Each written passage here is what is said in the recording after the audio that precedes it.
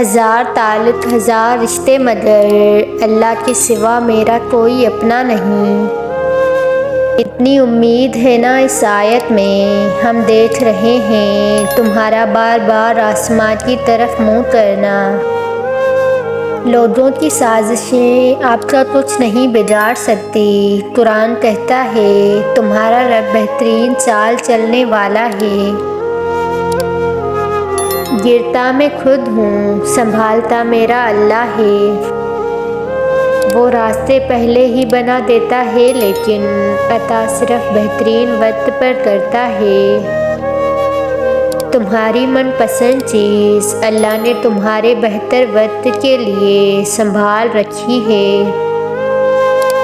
یا اللہ ان دلوں کو سکون دے جنہیں تیرے علاوہ سننے والا کوئی نہیں۔ جب بول نہ سکو تو رویا کرو، اللہ آنسو بھی پڑھ لیتا ہے۔ تم میری تلاوت کرو، میں قبر میں تمہاری حفاظت کروں گا۔ اور جس کا کوئی نہیں ہوتا اس کا اللہ ہوتا ہے۔ ذکر اللہ میں دوا بھی ہے اور شفا بھی۔